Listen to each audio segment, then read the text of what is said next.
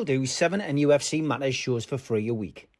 But if you want to support the channel, there are a few ways of doing it.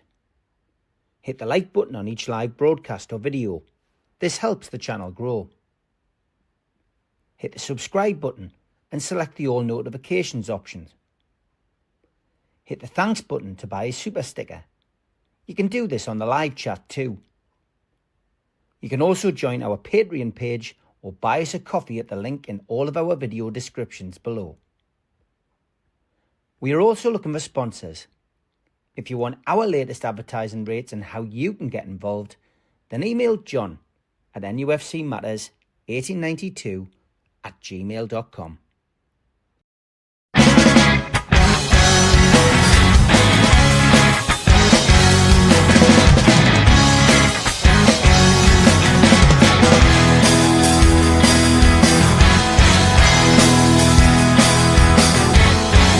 It's a question of taste with you, well, you've gone sour. You want the world plus everything, but you won't work an hour. And now your questions are kept creeping, and you're going buying flowers. You throw away the dreams we had, boy. I won't allow it. I said we're gonna fall out. Let's see you get out. I think we're gonna fall out. Just shut your mouth. Good evening, welcome along to NUFC Matters. It is the return of the professionals. Good evening, Stu. Good evening, Mitch. Good evening, Steve. Good to see you, lads. As always, 90 minutes of crack about Newcastle United, and even though it's International Week, there's always plenty to talk about. And I sent the lads a message earlier on and just said it is Bruno's birthday today. So highs and lows, he's had a few. Never thought I'd see the day Bruno would be the captain of Newcastle United.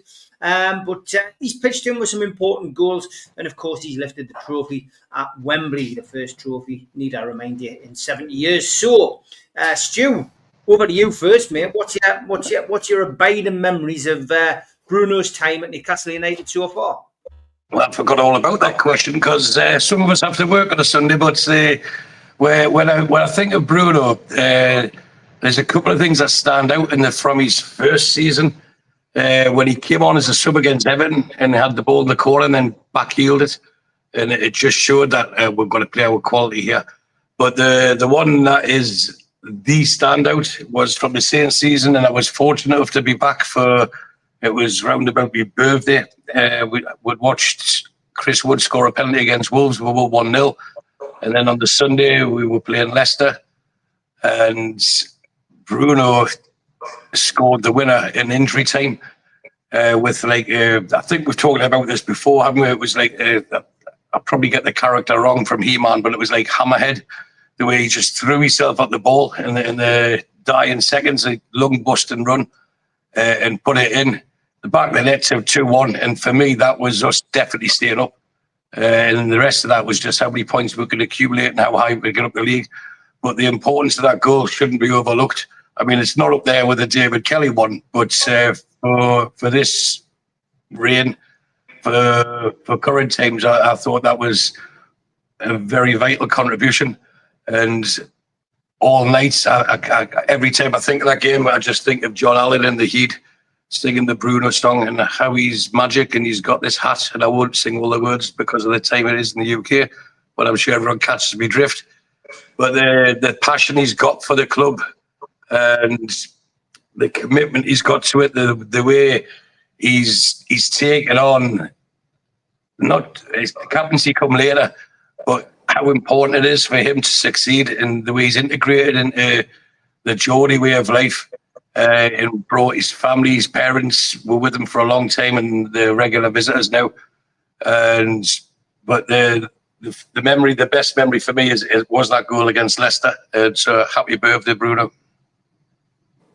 Same question to you, Mitch. Memories, your best memories of Bruno as he celebrates his birthday today? Very similar answers, really. That goal against Leicester was phenomenal. Talk about lung bust and runs. Oh. I think the character in He-Man you're thinking of is Rammer Man, by the way. But Ramman, that's it, yeah. there's sort of many individual moments in games when you see really what kind of a player he can be. But I think the thing that typifies him is his energy.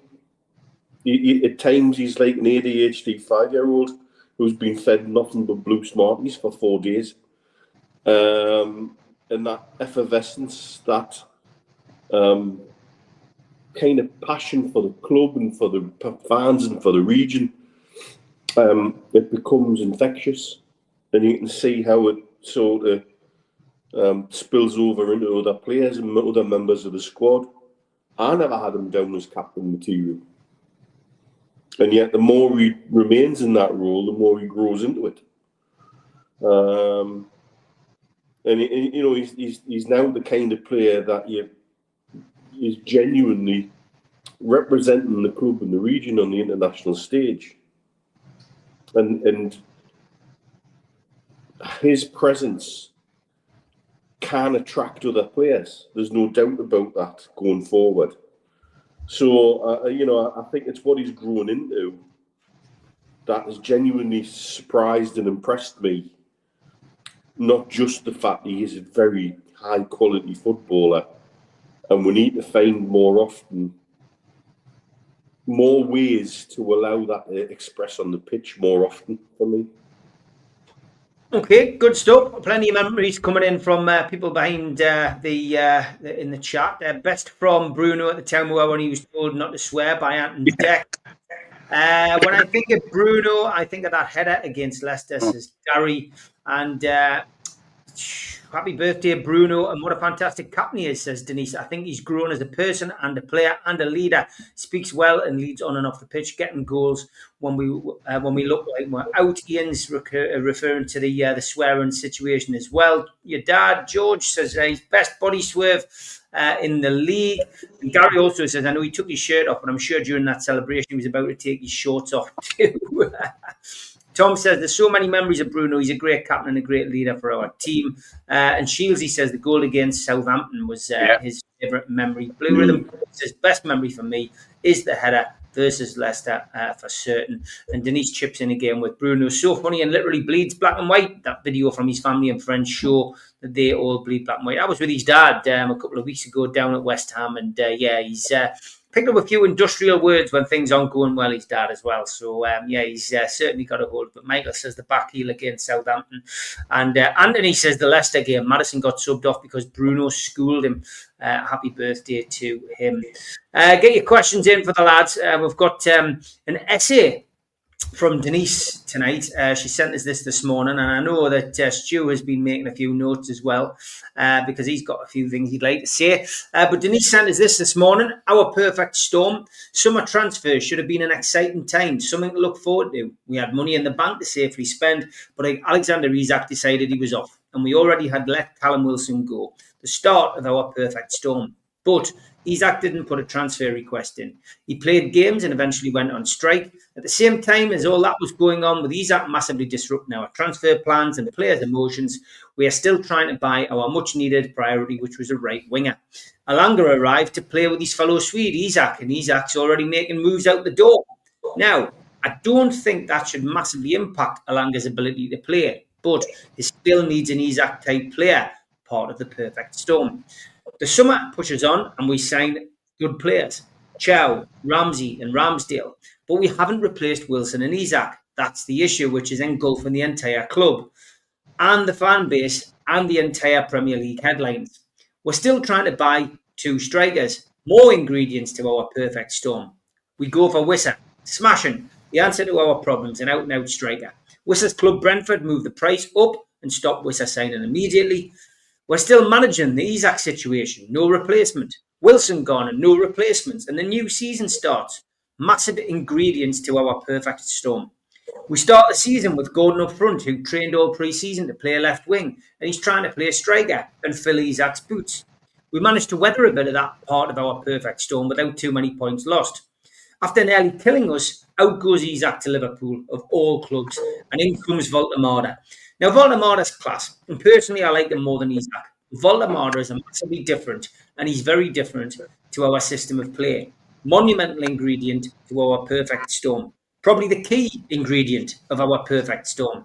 We now have a system which is redundant. The season is underway. We're trying to shoehorn Voldemort into an Isaac system because the rest of the team who are there know more about that system than they would do about the current system. And we're in the middle of a season with no time to train or to stop and find and perfect the new system. So we play with Voldemort in an Isaac position and system when Voldemort doesn't play like that. Big perfect storm. Wissa comes in on deadline day and goes off for his national side, gets injured, and is still injured. Eddie has had no real quality training time with the players and new players, none with their new teammates. Hall is, of course, still injured, on his way back now, Denise, of course. We're making do with Byrne at left back, sacrificing his position as centre half, and Tino gets injured. Our perfect storm, instead of getting fixed, is now getting worse and erupts, and we're in the eye now of our perfect storm. We are winning Carabao Cup games, defending our cup, and Champions League games, and the odd home win or draw, but massively losing and playing poorly in the Premier League away games, the hardest of all the games there is to win in any competition. Our wingers cannot play their game as they don't have our fullbacks to play off an Isaac-type striker to play to. Our midfield doesn't have a striker to play to, and we have two aging fullbacks plugging the gap for Hall and Tino. In amongst this, we are playing some good football, winning some key games. Voldemort has showed his incredible talent in getting key goals against the odds, and we find we have an absolutely outstanding new centre-back in Malik Chow. Be patient, people. Please be patient. Eddie's managing a perfect storm, which is the hardest thing to do, while in 3 huge competitions and a redundant system, which he needs and will fix to the skill of his new style team. We will get Wissa, Tino and Hall back. Hall's pretty much back and Tino not far behind, as is Wisher, I'm sure. Please support Eddie and the lads who have brought us success beyond our wildest dreams. We are still in the middle of this perfect storm. I didn't want to edit anything out of that. Denise spent a lot of time writing that this morning. But yeah, that's her opinion. Stu, what did you make of it? I think it's bang on. Excellent piece, Denise. Well done. It covers a lot of topics, and sometimes, I don't know, I mean, I don't want to start reading mine now after that because everyone will fall asleep, but there's so much there that makes perfect sense, and sometimes people seem to forget, and I don't want to be one of those, where were we 4 years ago? We move on, but there's been so many mitigating circumstances what happened this summer, and the Isaac thing shouldn't be underestimated. And you can tell from Eddie Howe, from the quotes from him, when it changed, because there was a case of, no, he's definitely coming. He was in Austria, he was with the squad. Then they had the Celtic game and he rested him. So it was obviously then that's when there was an issue where he feigned injury. But he said he's definitely got a career. And yeah, I'm in contact with him. And then there was a moment when Eddie Howe just says, I haven't spoken to him for a week. And he was praising him so much. And there's so many times I've said that the system, not the team, the system was set up and Isaac was the tip of the spear. And that's what we got with him. And it was built to make him better. And I think on the last show I said that it was Amigos, that Liverpool appear to have bought the gun without the bullets. And that's their issue, that's not ours. But it was a summer of unrest, and people forget that Eddie Howe got called back 2 days into his holiday. Now, as Mitch will vouch, I've just worked 8 months in a row before I've had my recent holiday. And it can affect you. You know, you get in the way you work. And everyone claims they've got pressure jobs, and Eddie Howe was well ruminated for his role. But ultimately, his job is to coach the team, but he had to do a lot more of that in the summer. And most of that was caused by one person's actions, his reaction, not the actions that caused it, because I don't think the club's faultless at all in any of that. But they're not going to affect that hard the way it affected the players. And one thing that's, it doesn't annoy us, but it grains on us a little bit, is when people say, when we get Wissa back, we've never had him. So we're not going to get him back. You know, he'll be joining us. But the same people who were calling Wissa out, saying we should never sign him, he's 29, he's old, are now the same people putting too much expectation on him, saying that he's going to be the saviour. You know, anyone's going to have to build himself in to get up to match fitness. It doesn't matter how good you are, you need to get up to match fitness. So we need to be careful with it. But I know we've said so many times people are too quick to comment. But if you want Steve now, I'm on a roll, I might as well go through what I'm going to say. Just give Mitch time to get his thoughts. Go for it. So I'll go through it and I'll skip out some of the things I already said. But and a lot of it will contradict itself because I wrote something yesterday, something last night, and something today in a quiet time at work. But I've listened to many opinions since the Brentford game. Some have been level-headed, but sadly, yet unsurprisingly, there's been many knee-jerk reactions with sensationalism headlines, which was clearly for clicks. I often wonder if some have only followed Newcastle since we qualified for the Champions League 3 years ago. And I've become to the conclusion that that must be the case. Opinions are like arseholes. We've all got one. And I've heard a slump in form has been Gordon's fault. It's been Whistler's fault. It's been Elanga's fault. It's been Joe Linton's fault. It's been Pope's fault. It's been Burns' fault. It's been Bruno's fault. It's been Voldemort's fault. It's been Eddie Howe's fault. It's been PAF's fault. It's been Paul Mitchell's fault. It's been Isaac's fault. But what we seem to forget is form is temporary and class is permanent. Oh, it's also been XG's fault as well. If it was XG this or XG that, stick it back up your backside as well. But people demand loyalty. You know, from players, we demand it from Isaac. Now it's Tonali. Oh, we demand it. He should be loyal to us. Well, why don't we give them some loyalty in return? It does go both ways. You know, anyone can be anyone's friend when things are going well for them. It's when you really need a friend. That's when your true friends stand up and help you. And I know I'm mixing social life into sport and stuff like that, but there's a common denominator there. You know, we want these players to be like us. They're loyal to the pocket, the majority of them. That's the new breed of footballers. We have to accept it. But the one thing I want to say is, apart from people being hypocritical, demanded loyalty from certain people, but never giving them or ready to jump down the throat as soon as they don't achieve, is maybe Eddie Howe is a victim of his own success. He has massively overachieved. If you look what he had in his time here, again, against the backdrop of PSR restrictions, he inherited a squad that hadn't won a game, and we were only going one way. We were getting relegated and quite possibly relegated again this season after. And if we cast our mind back to that, we were. And we didn't look like winning the game. And although we beat Burnley, it wasn't until Leeds in February that we got our second win of the season. Yet we still finished 11th. So if when it comes to that, I've said it before and I'll get called a happy clapper, but anyhow, you'll do for me, bonny lad. Now, if these are the bad times and it's all doom and gloom, maybe supporting Newcastle United is not for you. Or if it is, you've just started supporting Newcastle United. We are box office, whether people want it or not, because we're talking about it. Everyone's making clicks and likes, and if you think about it, we've had 2 European Champions League qualifications, we've had 2 cup finals, we've won 1. TalkSport in the last 2 weeks have discussed us on every single program. Every single program, whether it's the morning show, the afternoon show, the evening show, the night show, it's all Newcastle. This is Eddie Howe. Does he, you know? And the phrase I've heard most, which actually does bother me piss a lot, is he's got credit in the bank. He's got credit. Now, what credit? We've grown where we are due to him more than anyone else, because you think he inherited that team that was cast iron, nailed on relegation. And who did he add at the time? Trippier.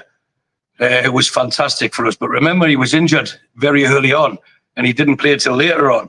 Then he got the Dan Burns in and he got the Matt Targets in. And then we added Bruno, who didn't really start playing for us until March.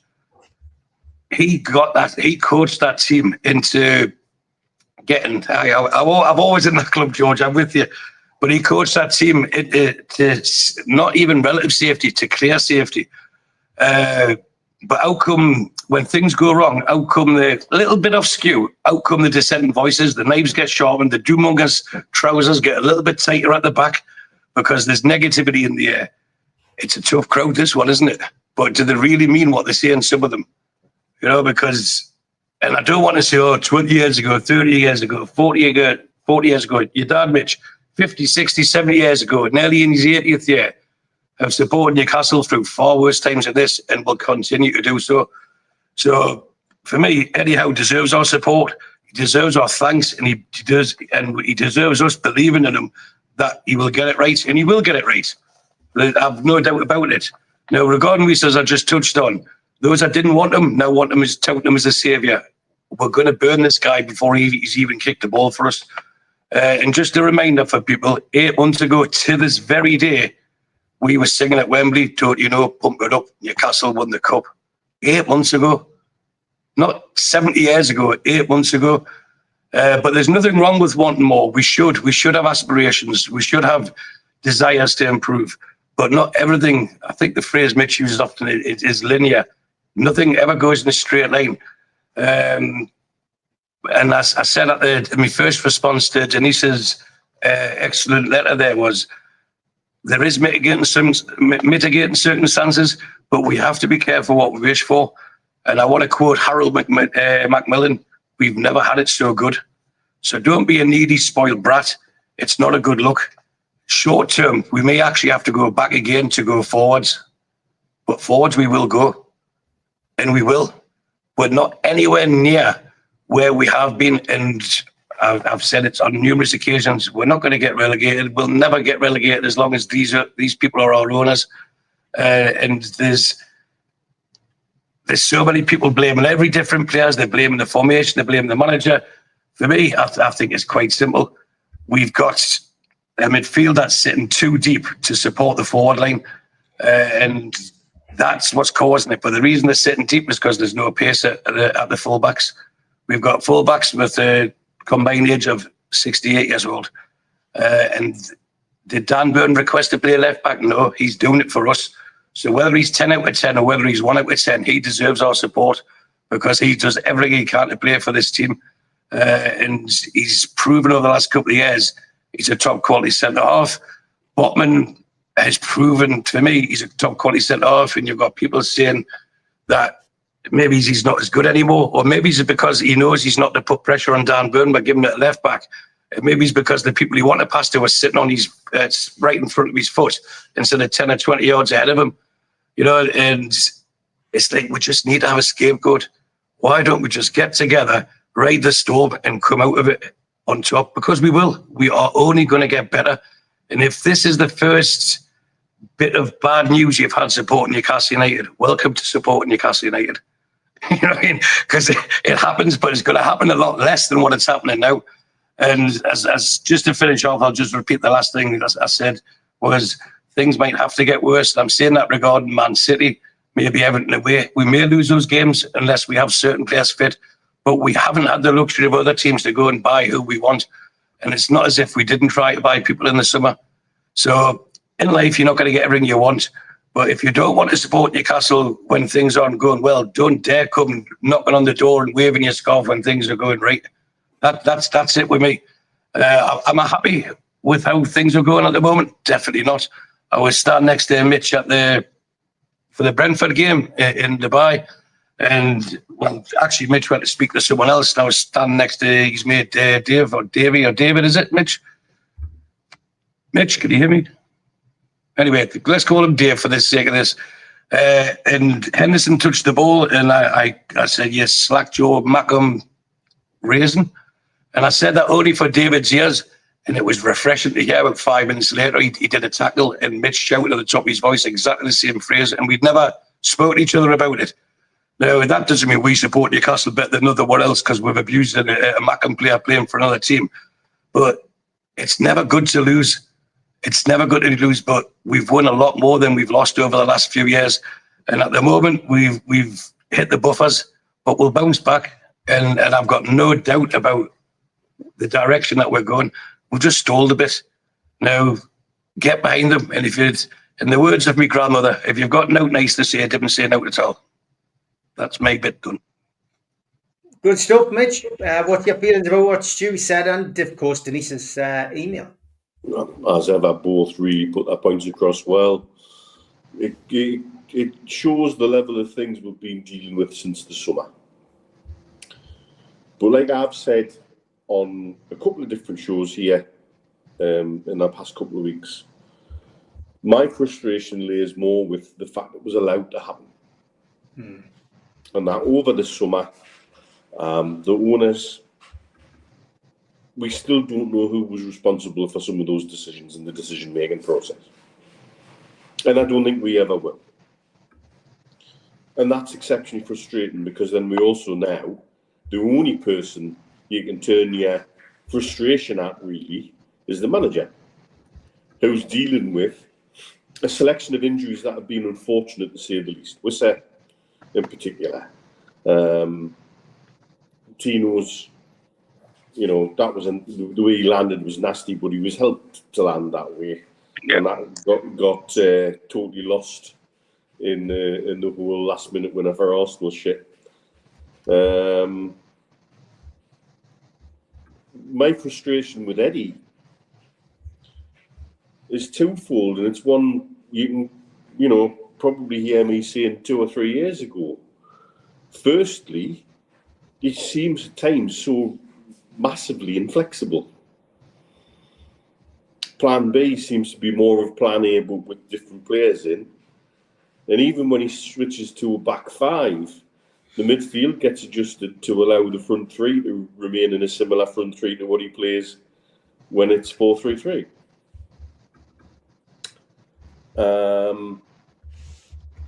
And also in the last couple of games, some of those substitutions, it was substitution roulette. And it's the first time in a while that I look at Eddie and think, do you know where the problems are, and can you make adjustments for that? And what are you doing about that? And it's the first time, you know, that for a good while that I feel frustrated at Eddie about that. But it's not the first time.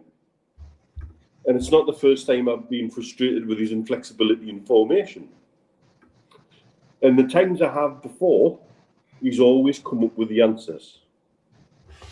And we need to have that patience to allow him and afford him the time to come up with the answers. Now, I think this next period of the season is critical for the remainder of the season going forward, and how it's going to look and how it's going to shape. So those answers need to come pretty damn quickly, really. And so that's the frustration I feel, but it's also part of the growth that we're going through. Stu's right. I wish it could be, we could just plot the growth on a map and do it in a nice linear fashion. That would be amazing. Football doesn't work like that. It never has, and it never will. So it'll be up, it'll be down, it'll be up, it'll be down. But in general, as long as the trajectory on the whole is positive growth, we've got to accept the bumps that come along the way with that. We also have to accept part and parcel of becoming a bigger club and understanding how that works and what that looks like and what that might look like and what the fan base might look like with that. And all the additional frustrations that get chucked in. And we've been through transformation off the pitch in terms of, you know, CEO, sporting director, etc., etc. All of those things have only just been put back in place. One would hope for more than 1 or 2 seasons. Would like to have that over a longer period of time this time. Thank you very much. So I think that's kind of where we're at, and that's where the frustration is. And I get it. I totally understand it. I am frustrated myself with certain things. I get quite irritated. I've heard more than just about Isaac's behaviour at the start of the season and a certain incidents that happened in Germany and before Germany and all of that. And it says that, you know, there's been rumbling there for a while. And again, I don't think the club handled it very well. I think trying to sort of mask it and cover it up.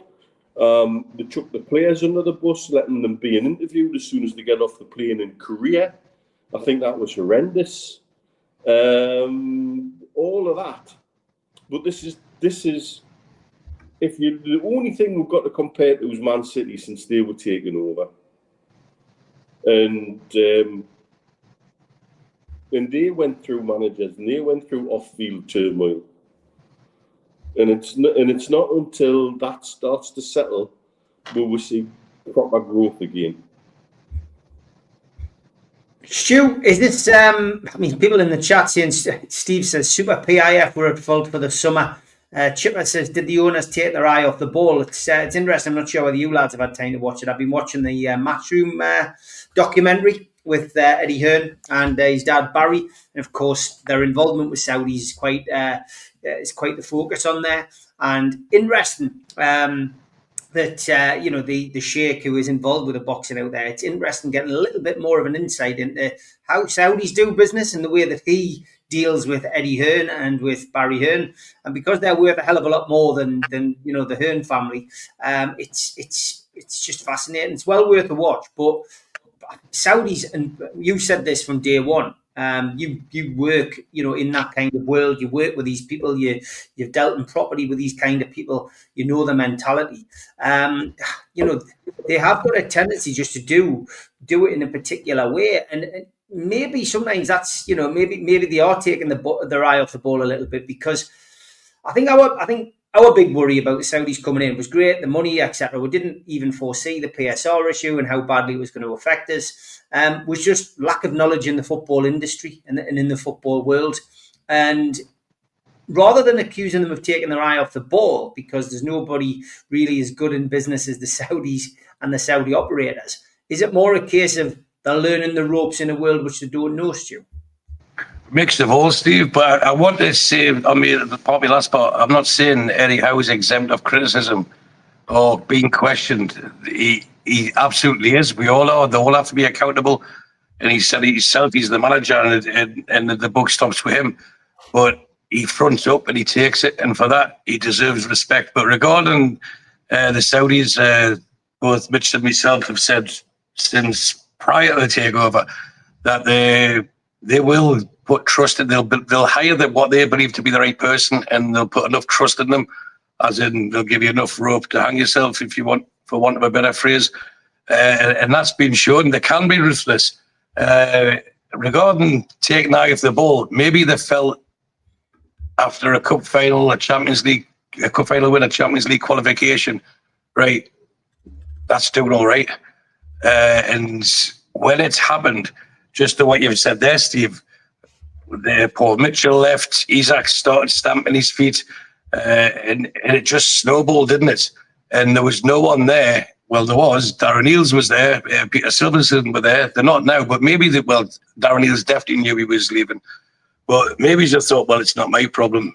I'll just pass it on to the next incumbent off the role. It's not just one thing. There's many things. But could the Saudis have done more? Yes, everyone involved could have done more. But the point I was making in my little speech there is we as fans can do more. We can show that we're united. Instead of playing up and ringing up national radio stations, or I'm sure it happens locally as well. Well, Eddie, we're no good. It makes a fool out of all of us. And will the Saudis continue to support us? No, we are invested in this emotionally. We're invested in this with passion. They are invested in this to make money. It's a business. As much as we don't like that, want to hear it, don't want to believe it, we are another one of their businesses. And as long as we're making profit, they'll continue to support us financially. And they know the potential. They don't just say, okay, I've got that much money, you can make me that much money. They understand that the Premier League is a gold mine. Maybe they didn't fully understand. Now, bear in mind, the rules got changed shortly after the takeover happened to stop, not the financial fair play, it was the third-party transactions, where they couldn't start putting their own sponsors in, as Etihad have sponsored Manchester City for, we're now talking in excess of billions of pounds to get them to where they are.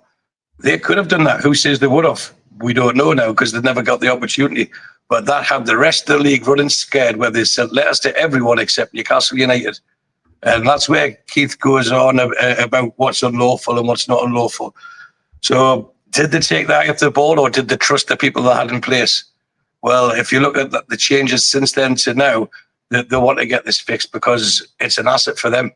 And it's an asset that with potential that can double, treble, quadruple over the next couple of years. But I'll put my neck on the line here and say, even if we don't qualify for Europe, I think they will, and they understand the effect Eddie Howe has had. And I don't know if people want to start commenting, who would you get in to replace him? Remember, the way the squad is, and because of the lack of investment sponsorship-wise, and I won't go down that road too much, but the lack of money coming into the club and the restrictions with PSR, we've had to keep renewing certain players' contracts who may have been moved out.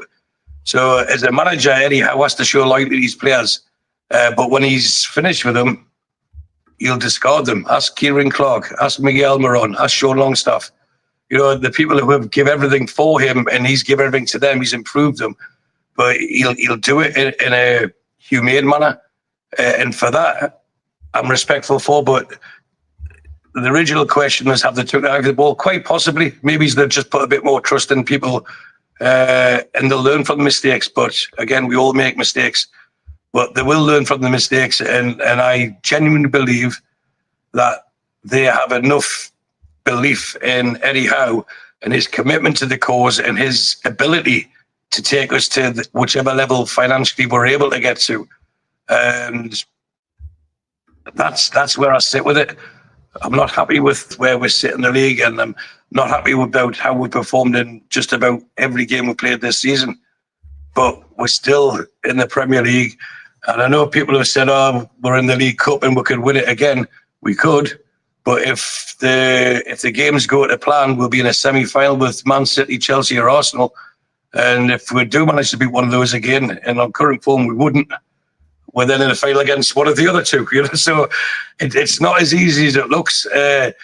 But I'm not going to be... Well, I will be eternally grateful that I was at Wembley and I've seen us win a trophy in my lifetime. I never thought it would happen over the Ashley tenure, or even before that, to be honest. The only time we had a chance of it was that spell with Keegan and Dalglish, who both got us into second place. Even with Bobby Robinson, I thought we could win a cup at best. I didn't think we'd ever win a league, but I thought we could win a cup at best. So we're now in a position where we've won a cup. And can we win it again? Yeah, we can. But will we win another trophy in my lifetime? Well, it depends how long I live. But I would say we'll win another one in the next 2 or 3 years. And it's about growth. As I touched on my little spiel there, we are bigger than what people want to admit, and they hate us. They hate us for it. They hate us. That they talk about us that all the time. Is Eddie Howe? Has he got credit in the bank? Should we give him a chance? They don't care. They just know people like us will sit and listen to them, and other people will start commenting on it. You don't get that talk about Tottenham, you know, who are supposedly a Big Six club. We are mentioned on TalkSport more than any other club, I would say, outside Liverpool and Man United, and possibly Arsenal this season. So good news is no news. Bad news is the news that sells. PAF have backed us, and they'll continue to back us. And again, similar to Eddie Howe, maybe it's me just being in happy clapper mode or just tired of people wanting to knock. And where you know, this is where you both know what I'm like. If someone has a go at you or you, then they're having a go at me. So when they're having a go at the club, they're having a go at the ownership, they're having a go at Eddie Howe, I'll take that personally as well and give your heads a shake. I'm not going to start singing Massive Mitch, don't worry, I'm not doing the West Ham song. But we are bigger than we've been in a generation, and we will get bigger. Just, like you say, we've had a bad spell. Things will get better. And the league's not, it's upside down at the minute anyway, isn't it, with certain teams. So we've not made it easy for ourselves, but this team is showing more than anything else. When the backs are against the wall, they will come out swinging. And we as fans should do that as well. So I don't know. When PAF take now the ball, I just think maybe they just put a bit more trust in people that shouldn't have upstairs, not on the pitch. I mean, Steve Hasty made the point last time we did the Amigos about, you know, certain Saudis being in control. They had a presence, didn't they? Mitch, in Newcastle, they were running things until they got the new director of football in place and the new CEO announced.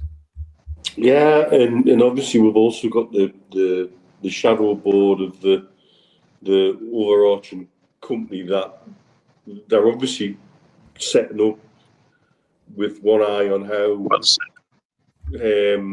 with one eye on how other clubs set their finances up, so the holding company can take some of the losses, and so not everything gets passed to the club under PSR. And it's not clear what they're doing with that and when that will all kick in and what's that associated with, and is that associated with new ground, training ground, etc., etc., etc.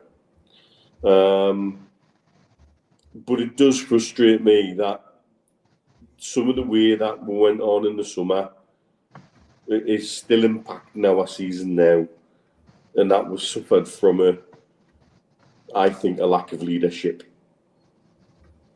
And that is at the core of everybody's frustration.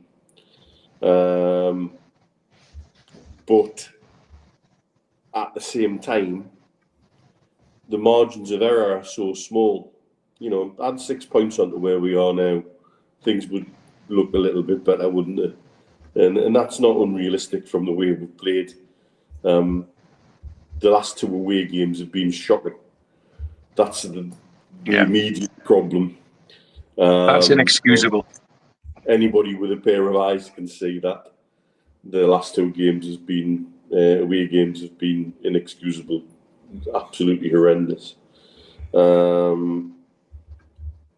we haven't had many periods like that under Eddie, and he's got to be afforded that time and the grace to put it right. And it's really easy to say keep a heart and keep your heart on and don't panic and all of that. But it's frustration more than anything else. I saw a couple of comments about that lot down the road, and they're irrelevant to me, and they should be irrelevant to everybody else. Let them do them. They're going about sorting them what their objectives for the season out, and good on them. They've made a better go of it than many promoted clubs in the last few years so far, but it's still a hell of a long season. And they know that, and we should know that.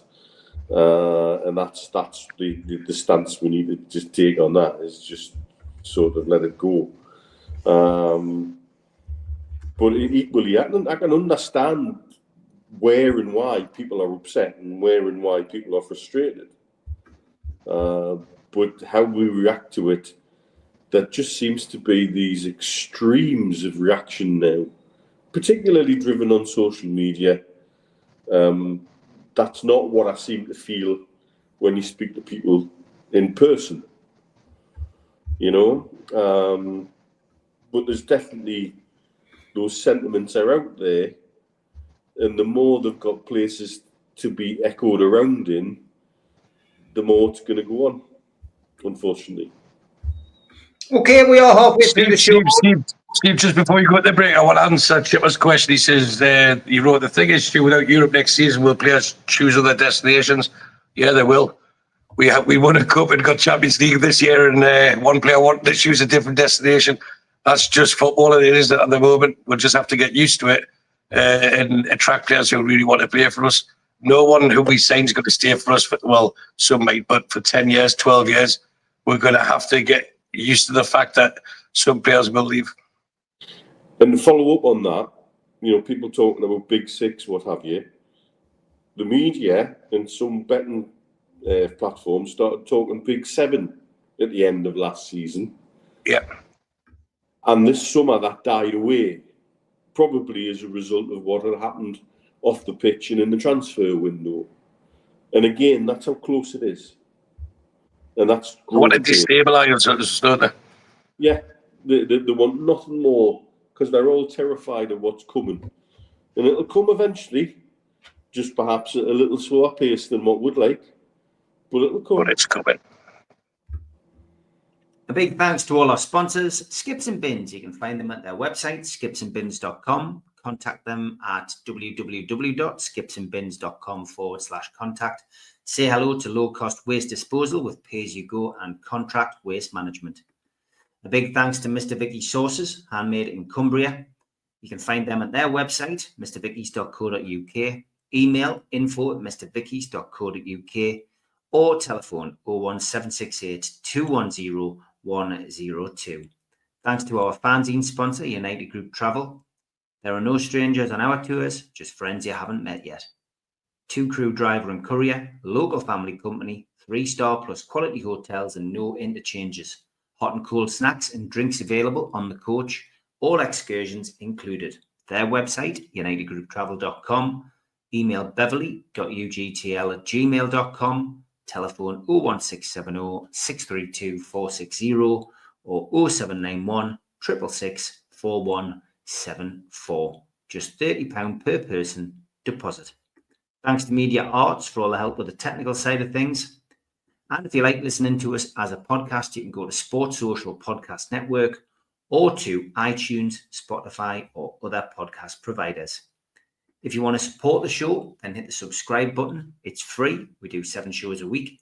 Hit the little thumb up under the video, which is the like button, or click share to share to your social media. You can also join the channel on YouTube by hitting the join button for as little as $1.99 a month.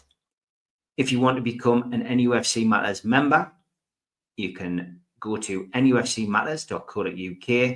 It's a £25 one-off fee. You get your pen, you get your badge, a key ring, you get your beer mat and your fridge magnet and your membership card, nufcmatterspodcast.co.uk for that. And we have an event early next year, 13th of February 2026, an evening with Beardsley, Waddle and Gascoigne takes place at the Tyne Theatre and Opera House. To buy your tickets for that event, go to the box office 0191 243 1171 or Tyne Theatre and Opera House.uk. And only 5 days to go until the end of season do, the Christmas do. Evening Warren Barton and Joe Allen. Sid will be spinning the discs and Adam Henderson will be playing a little acoustic. Quite a few from the NUFC Matters community going as well. 21st of November, which is Friday. Tickets are £12. nufcmatters.co.uk is the place to get tickets. Do not miss out. It'll be a good night. And the book, the promoter and the photographer is available too on the same website for a tenner. All proceeds going to Age UK North Tyneside Dementia. And the Supermat and Gibbo tickets for January on voucher, as are the Peter Beardsley tickets as well. So both events, 23rd and 30th of January. And don't forget, the Bladen Races is out tomorrow. You'll be able to download that for 99p in aid of the charity by the Felon Male Voice Choir. Let's try and get as many sales as we can for them, because the lads have done a great job. And as I say, the money is going to the charity that we support on this channel. Okay, let's get back to the questions. Congratulations to the women, Keith, quite rightly so. Yes, they beat the Mackhams 3-1 today. I'm sure a few of our viewers were there, so I hope they had a good time. Chippers says, are the lads surprised the players haven't gone to Saudi for some training during this break? You've said your own question, Chippers, because there's so many players away on international duty. This has been half the problem. So none of us are surprised they haven't gone to Saudi, because it wouldn't be worth going with all the people who are away on the international break. It's as simple as that. But cheers for your question, mate. Barry asked about the comments this week, questioning whether Botman will ever recapture his early form.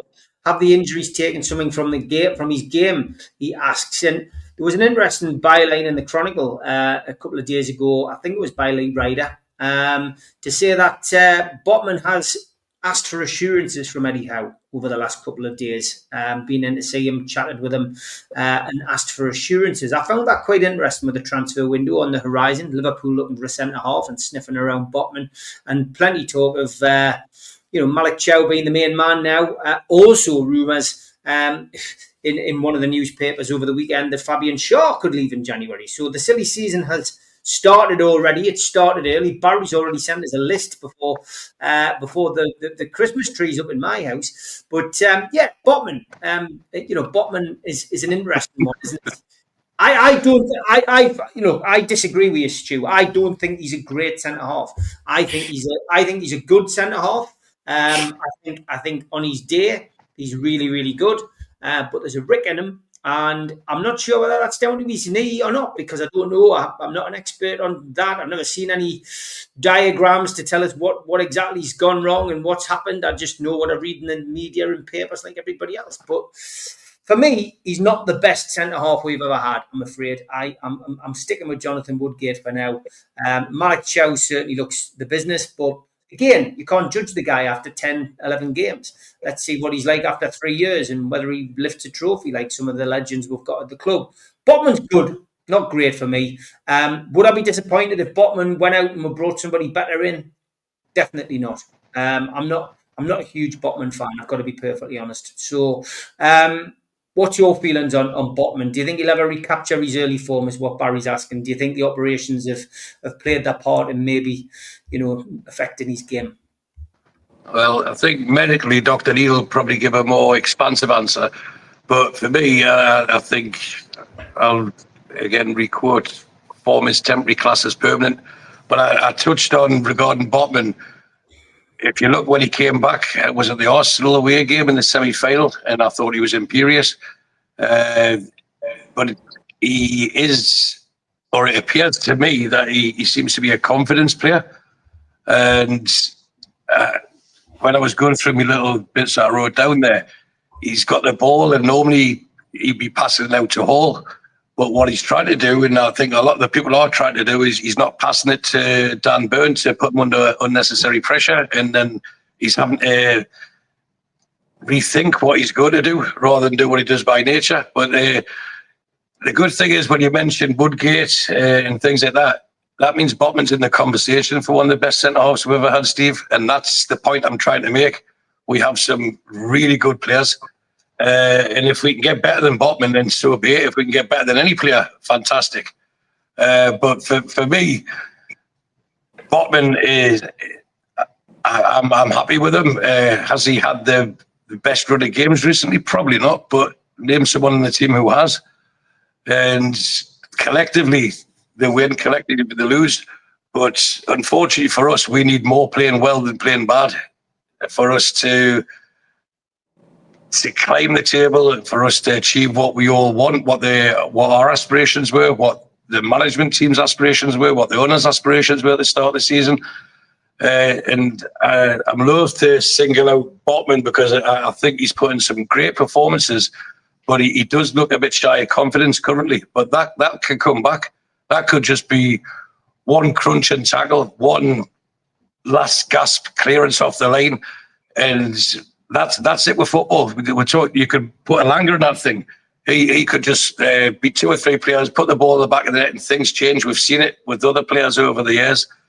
But me and Mitch had a conversation. We had many conversations, and some we can remember.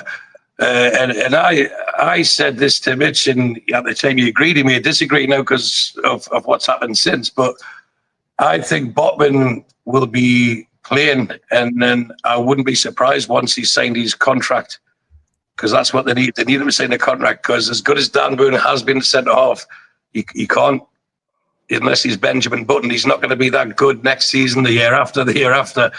And Botman is the future.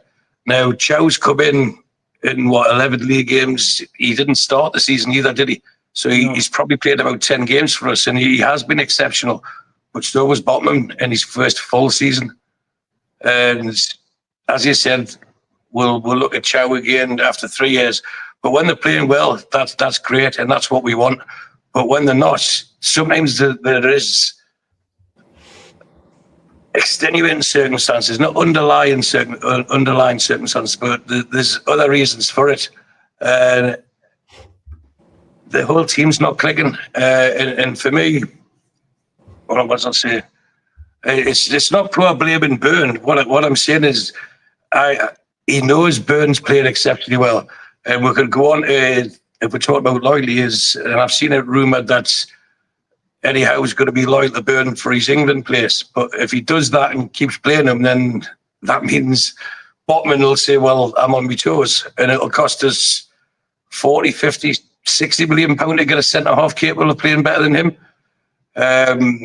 Or he keeps playing Botman at left back, and then we'll lose Lewis Hall World Cup future. So Eddie Howe has to, for me, take this as, I'll do what's best for Newcastle United and I'll play the team. But at the moment, he hasn't got the options to do so. And when he has, that's when we'll find out who it is. Does Botman currently deserve to stay in his place? Well, at the moment, there's no one better to replace him on the left side, the centre half. So whether people think he's underperformed, that means his bar's higher. I fully believe he'll come good again, and I think once we get a fitter squad, he will play better.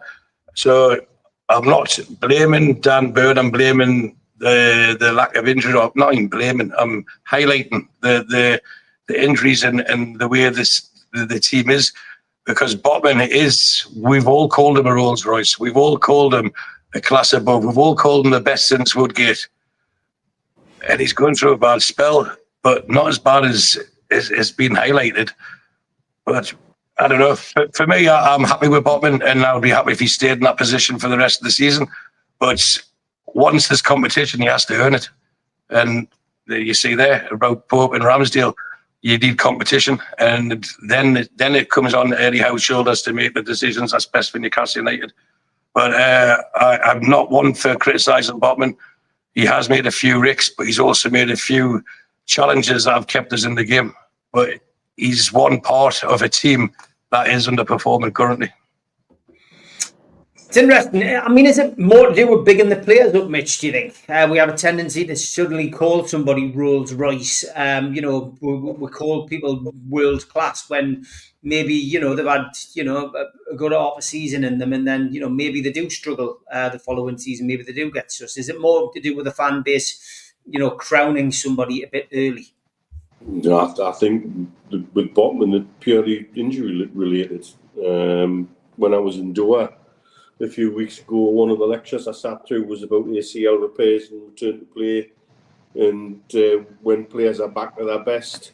And depending on the type of ACL repair, it's between 9 and 12 months after return to play that they're back to their best figures statistically in terms of speed and strength and what have you. So, he's effectively, in some respects, still in recovery. But if a player's wanting reassurances, confidence, yeah, that screams that to me. If he's a prima donna, let's learn my lesson from Isaac. Doors there, don't let it hit your arse on the way out. If you want special treatment, if you want something different to the rest of the group, let's not tolerate that. But I don't see that. What I've seen in Botman this season is he's almost trying too hard. Things like the touch for the own goal against Brentford. I don't know how many times he wins a header, but he's flicking it back into the danger zone across the 6-yard box rather than out and away. I seem to recall Shaw going through a period like this where he seemed to get his heel onto every shot on goal and deflect a couple in, and it was like he was trying so hard to block things that actually became a bloody problem. And how much of a confidence player is Botman? Is he one of these players? I think it was Shankly who used to say players needed either a kick or a cuddle. Exactly right, Mitch. Exactly right. And he might be one that just needs an arm around. So I don't think, Mitch, that. I rate Lee Ryder as a journalist, but I don't think Eddie Howe,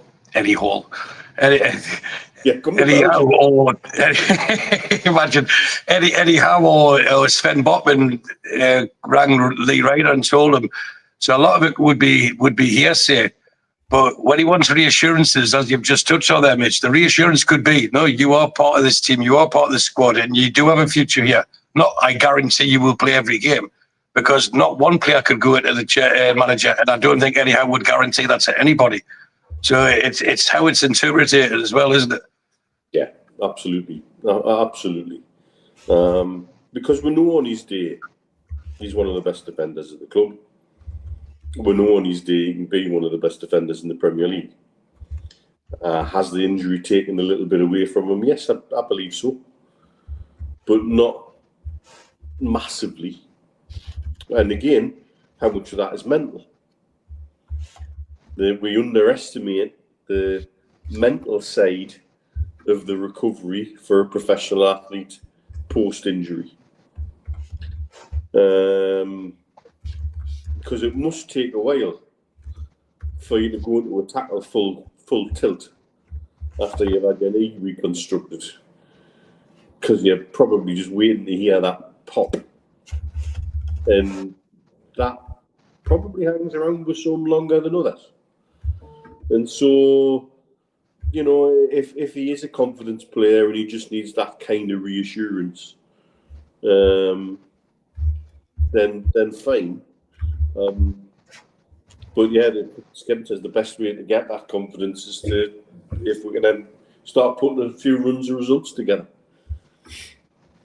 Okay, we have got a few other questions in the chat from people, and a lot of them transfer related. I'm not going to go down that avenue yet because ultimately it's still a long way to go until the January transfer window opens. Kevin makes a point. He says, I feel the same as Stu with regards to giving Eddie and PIF our full support. However, this is not negativity. What time do you change your thoughts about changes need to be made? Is there a particular time, Stu? Well, of course, he doesn't get a free pass. But if he down tools, if his demeanour changes, if his attitude changes, if his desire to improve changes, then his job changes. But I don't see any of that. I really don't.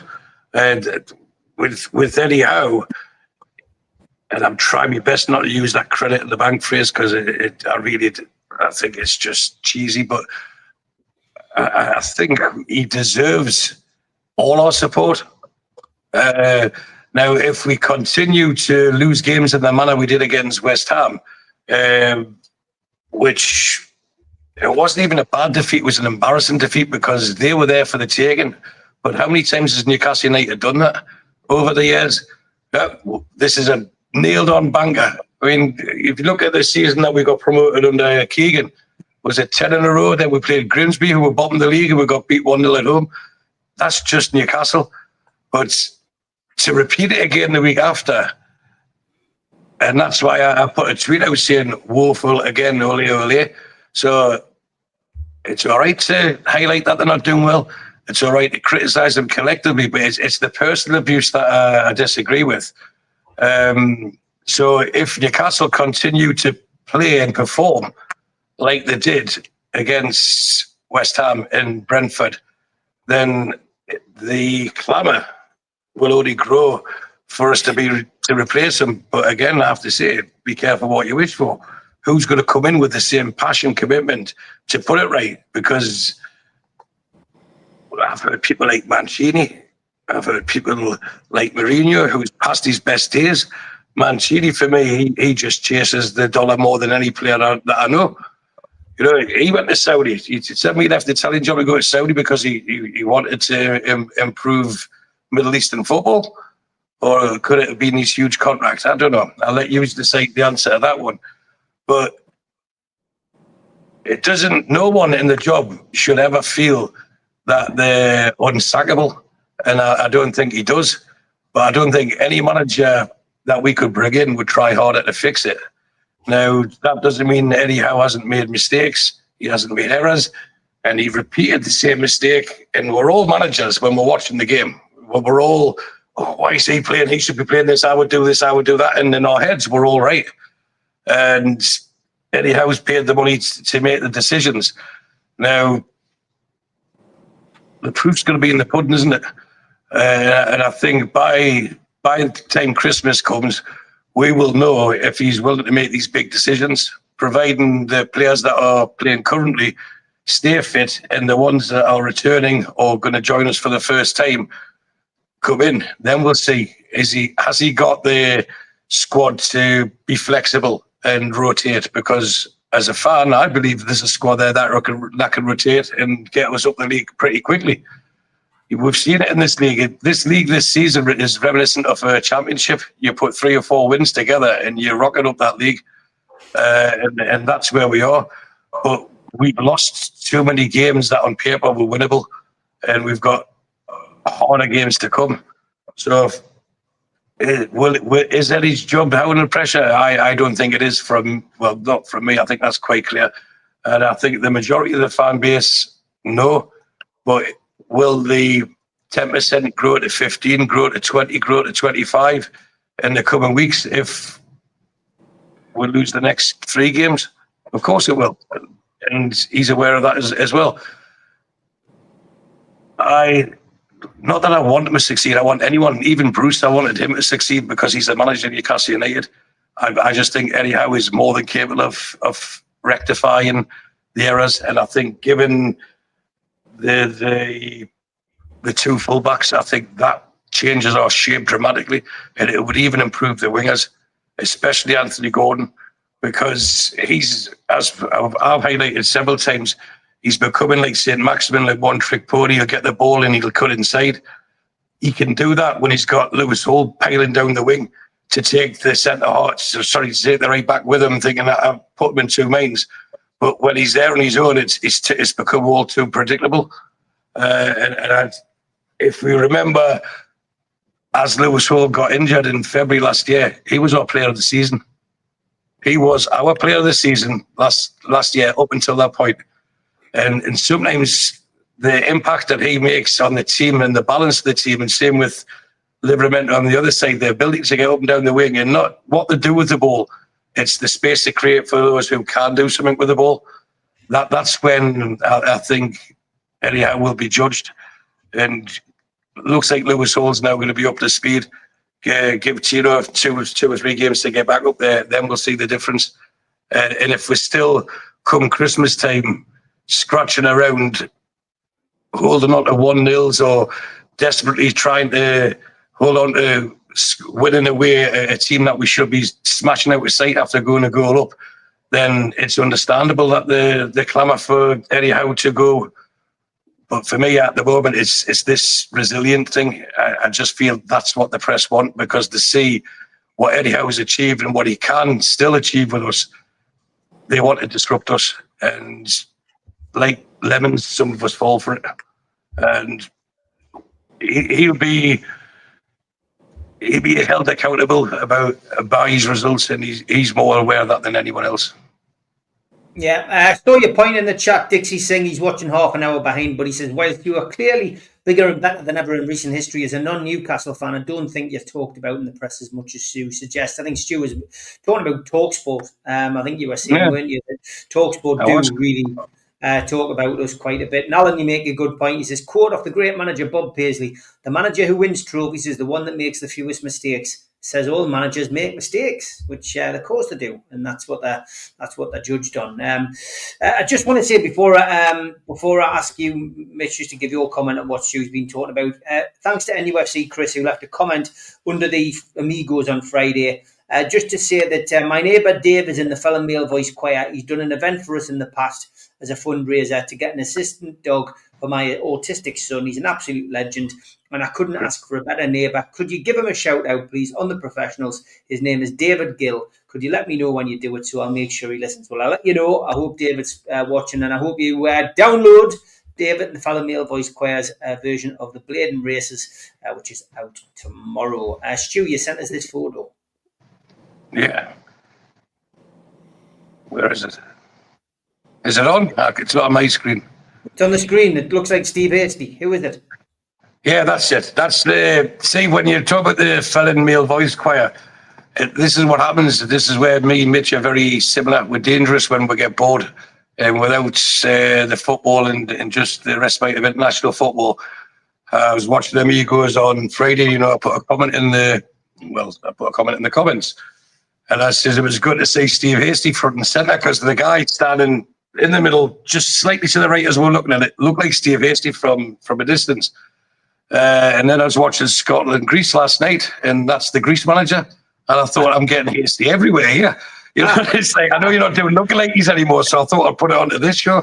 Like, that either one and see that guy got his hair cut because Steve Hasty did, and if you find an older picture of him, he had longer hair.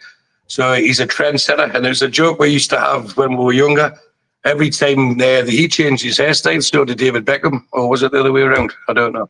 But it's just like I've just seen Hasty everywhere over the last few days, and this is why we need to get the Premier League back on so we can concentrate on football. But you can start singing. He's here. He's there. He's every. Steve Hasty. Love you, Steve. Just joking, mate.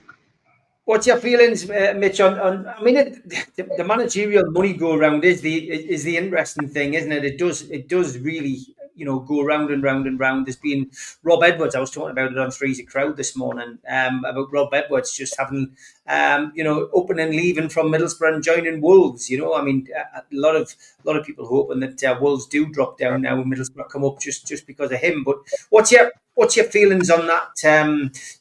On that situation with Eddie and being under a little bit of pressure. Managers, it's a results-based business. It always has been. At the end of the day, there's never. When we used to buy the Rothmans yearbooks, there's never a little asterisk in the side of its league table which says, "Oh, but this happened halfway through the season," and that kind of. It's hard numbers, and as the money in the game has skyrocketed, so has the pressure, and so has the pressure and the demand for success, whatever that looks like to a club, and whatever one club sees as success, another may not have that same view. What one fan base sees as success is certainly never quite the same as what another fan base may see as success. We're growing with the club, as it were, and so our definition of success is evolving, and is evolving as quickly as we're growing. And we're trying very hard to keep a sense of perspective and focus. There has to come a time where, you're trotting out the phrase about demanding a team that tries rather than a team that wins.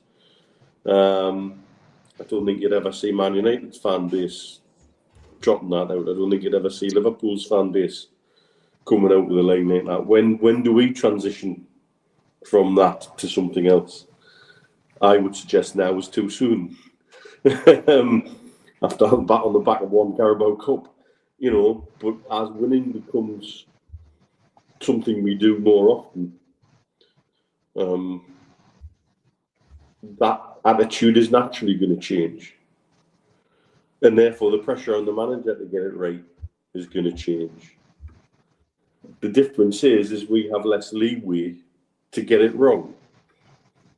Man United have cycled through a number of managers in a number of changes and a number of players, and they've been able to do it without their ability to spend being impacted terribly because of the way PSR works. And that's there and clear for everybody to see. The club is hurting. How about a club that's making redundancies left, right and centre and stopping meals at the training ground and things like that and looking at cost cutting on every level, then still be able to blow hundreds of millions in the transfer market and change managers like some people change socks? And that's the difference, is the moves we make have to be right. The moves Eddie makes have to be right. He's got to get far more right than wrong, and we've got very little wiggle room within that. So our concept of what success is and his ability to sort of get through a storm,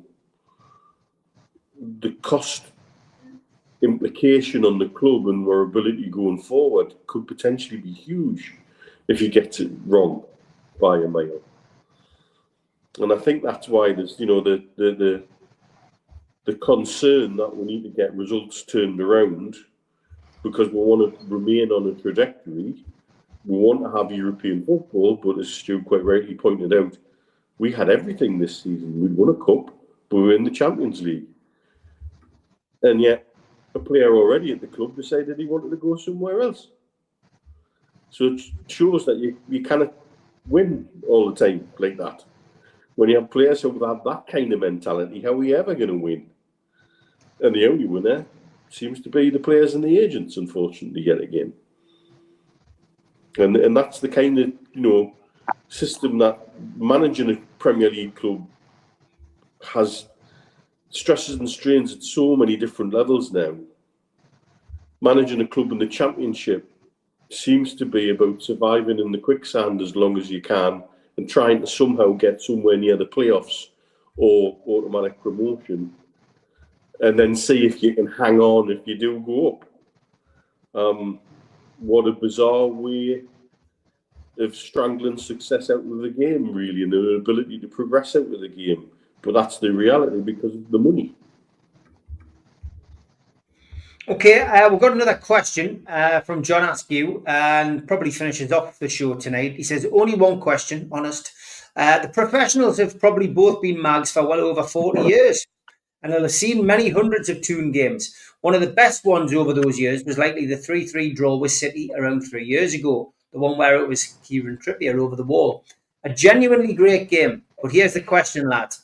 In the 3 years since that match, has the gap in football quality between the two clubs increased, decreased, or remained the same? We're obviously trying to narrow the gap, but is it happening? Stu? It's fluctuated, hasn't it? There's times we look like we've got closer, and there's times that they went through a bad spell, but they stuck by the manager and they look like they've turned the corner now. Could be a lesson in that, and there's just a bit good on in the chat there.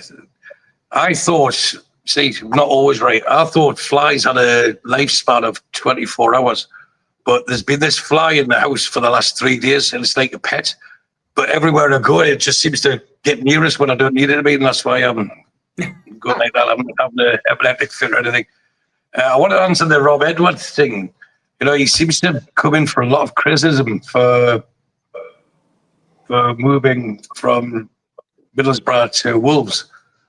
Now, I'll use Mitch as an example. I mean, I won't give his salary, I'll probably half it, but let's just say, Mitch, if you're on 10 grand a month sterling, tax-free in Dubai, and someone in Newcastle hypothetically says, right, come on, mate, be with your family, be with your friends, and we'll give you 15 grand a month tax-free.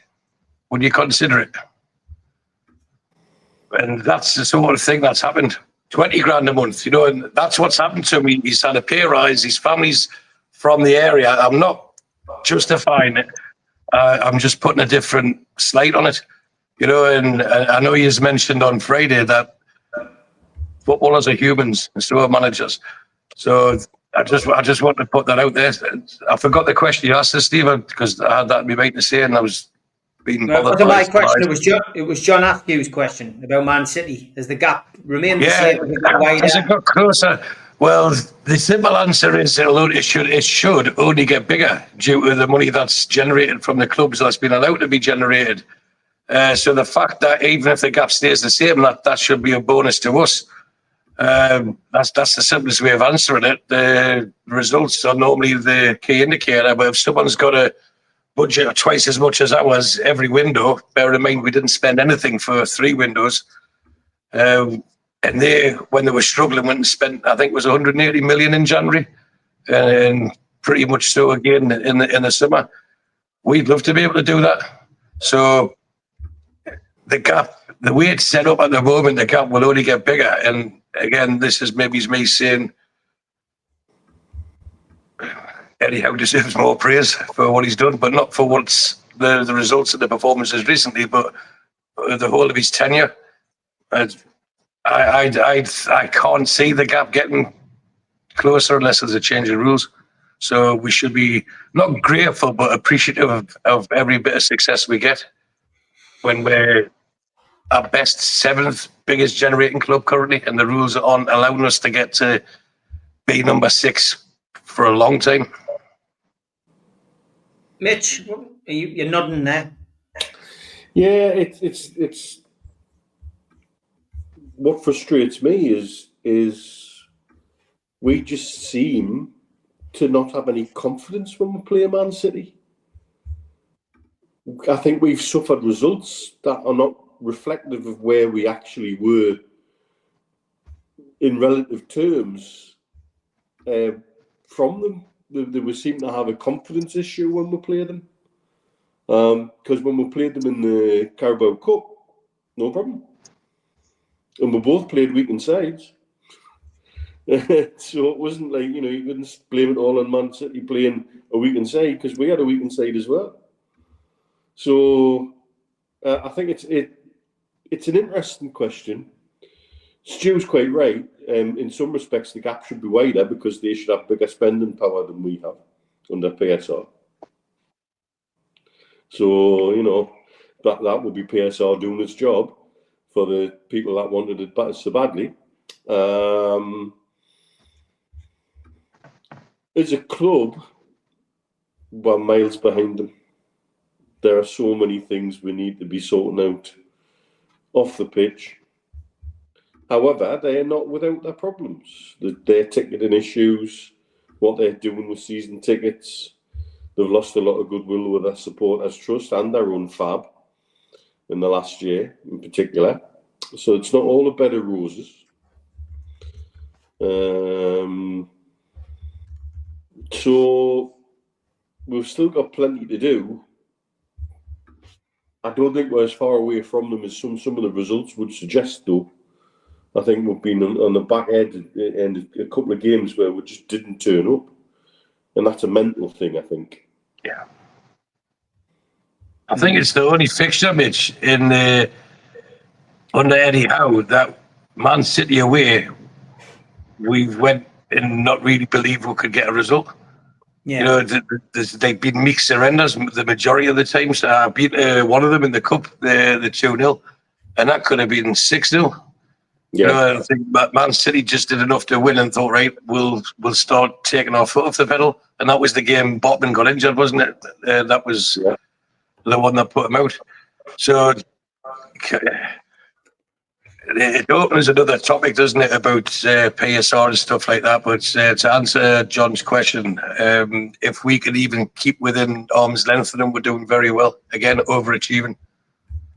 But we have to keep overachieving for that to become the norm. And over the last 4 years, that's what we have done. It's just now there's the questions are being asked. Let's see, give them the opportunity to respond, because they've done it every single time. Yeah. Just looking ahead to the Man City game for you, really, Stu. We won't have you on until we've played the game. We'll play next Saturday, of course, 5:30. Even the most optimistic, Stu, surely he's not going to say 3-1 next week in our current form and their current form. Oh, well, I won't say it, but I've had a bet on it. Because knowing my luck, if I don't have a bet in it, it will come in. I've actually bet on it 3 times because the odds kept changing and it kept getting bigger. Because much to Joe's angst, I always like to bet as soon as I possibly can, and they do it on the 2 games in advance. But so I had to bet them just before the West Ham game, and I've got the odds on the phone somewhere. See, I'll get them on when I'm talking. And then after the West Ham game, the odds increased, so I had to bet again. And then after the Brentford game, the odds increased again. And I thought I'm going to have to keep doing it, but thankfully it was just a few quid. I'll get them on in a second. But as much as I like to be positive, and I know George myself will say delusional, I'm also realistic.